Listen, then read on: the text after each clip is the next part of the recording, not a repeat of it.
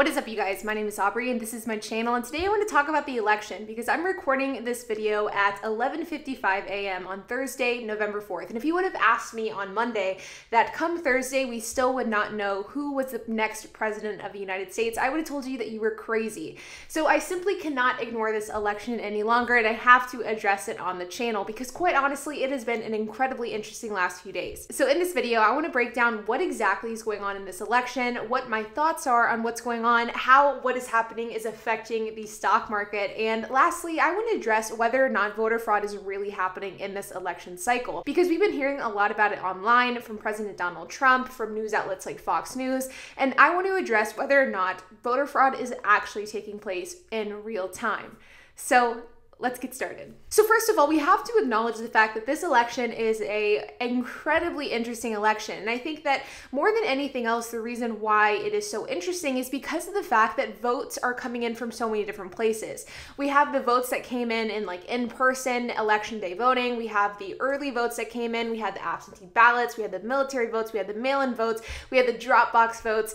It's like all of these votes came in from a million different places, and seeing how each state is handling these votes and in which order they're counting it in is kind of directly affecting how we are hearing about the election, what news is coming out, and when it's coming out. And that is the first thing I would like to address in this video, because the dynamic in which states are counting votes is interesting in itself. Now, the thing that's important to remember with voting and counting the votes more specifically is the fact that voting is oftentimes handled by either the county or the state. In some cases, it's handled by the county or the city, and others it's handled by the states. But for the most part, states set their own rules on how they accept ballots and what the time frame for that is.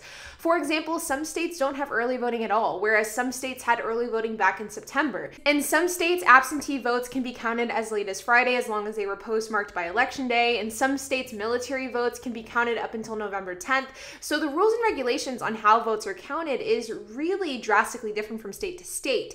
Because of this, the way that we are hearing about election news is quite honestly keeping everybody on the edge of their seats. On Election Day, around probably about 6 or 7 p.m. on November 3rd, it looked as though Joe Biden had a huge lead in Ohio. And a big reason for that was because of the fact that Ohio started counting mail-in ballots first. They counted the mail-in ballots first, and then later on, they addressed the in-person voting. Mail-in ballots tend to skew Democratic. In fact, in some states like Georgia, for example, we have seen almost a 75-25 or 80-20 split between Joe Biden and Donald Trump for mail-in ballots. Mail-in ballots have proven to be more liberal than conservative. And because of that, in the case of Ohio and many other states, it looked as though there was going to be a significant lead one way at the beginning of the election process. And now that we've kind of settled in, it turned out drastically different. In the case of Ohio, it looked as though Joe Biden had a huge lead at the beginning of the election. Now, of course, we all know that President Donald Trump won that state. But we already know the outcome of Ohio, and this is just an example of how the election has really shifted quite dramatically overnight, almost between Election Day and today. But where this is currently active and where this is currently really important is the major states that we're still waiting to hear from. Right now, you're hearing a whole lot about Nevada, Arizona, Pennsylvania, North Carolina, and Georgia, and these are the states that we're still waiting to get word from. Now, Arizona and Nevada look as though they are probably going to go into Joe Biden's favor, though we still don't know that, so that isn't for sure and that isn't projected. But what is an incredibly interesting race right now is Georgia. Georgia, I think, is the most interesting state as we sit here today on Thursday afternoon. And if we look at Georgia on my computer, you can see right here that we have a pretty large chunk of the voting reported. We have 99% being reported, and there is a 0.03% difference between President Donald Trump and Joe Biden. Now, the thing that's interesting is the fact that we are missing votes from historically liberal counties, and we're also missing votes that are mail-in ballots, because Georgia, unlike Ohio, where Ohio counted their mail-in ballots first, Georgia did the opposite, and they're counting their mail-in ballots second. As a result, if you look at the historical data of Georgia, there has been a really big discrepancy between the mail-in ballot votes for Joe Biden and the mail-in ballot votes for Donald Trump.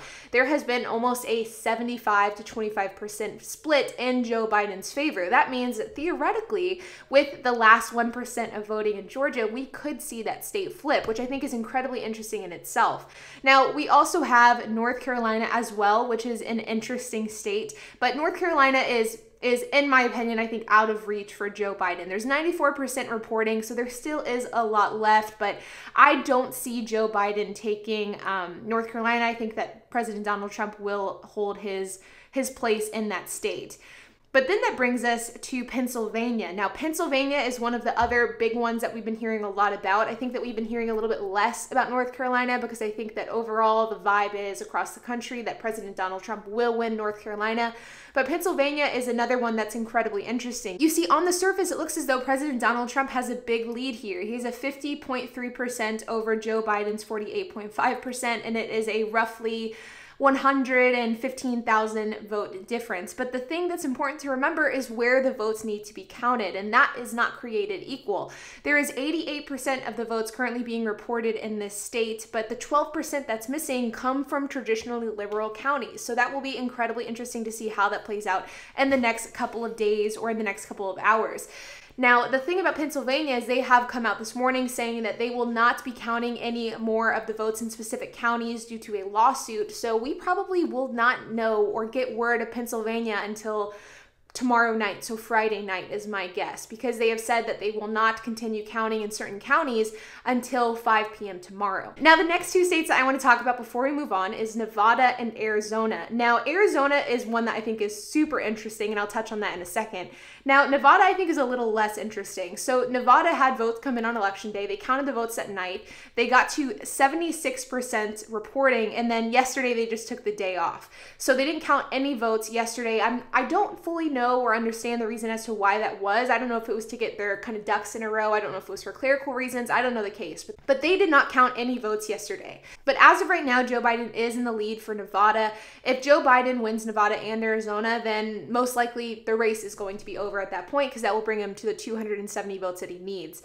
But more importantly, I want to talk about Arizona, because this is, I think, one of the more interesting states in the election. I wouldn't say as interesting as Georgia, but I would say probably a top interesting state out there. Now, there are a number of different news outlets that have called the election for Arizona, that have called it in Joe Biden's favor, and there are a few that have still yet to call it.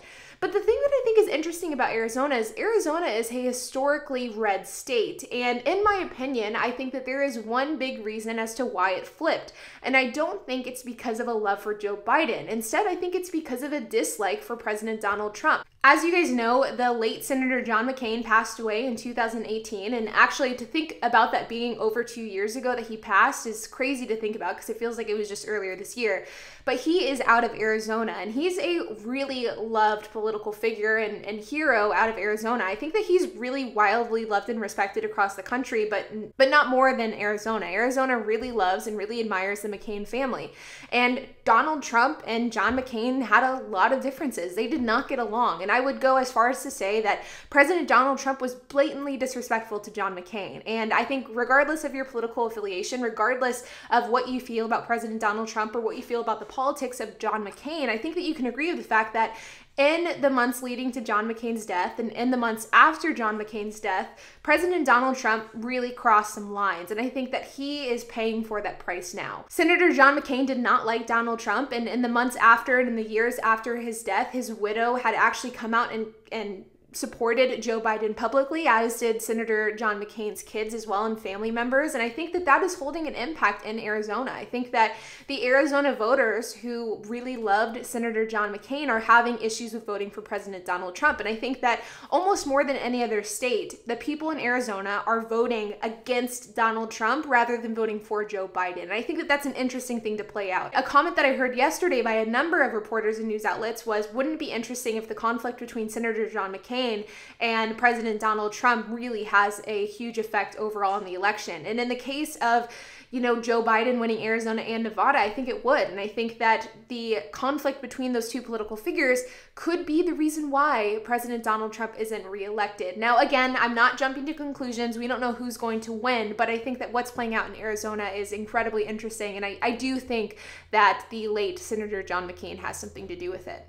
But ultimately, the reason why we're seeing these big swings, the reason why in the case of Ohio, Joe Biden was ahead and then he ended up getting beat by President Donald Trump, the reason why Georgia started out so in favor of President Donald Trump and now that gap is closing, isn't because of any other reason but the fact that the order in which states are counting votes is different. And you're seeing these differences as the votes are being counted, as they're coming in, and as the tallies are being made public. So now, before we go into the voter fraud section in the video, I want to touch on the stock market and how this is affecting the stock market and what my projection is going into the rest of the week, which I guess really is just tomorrow since today is Thursday.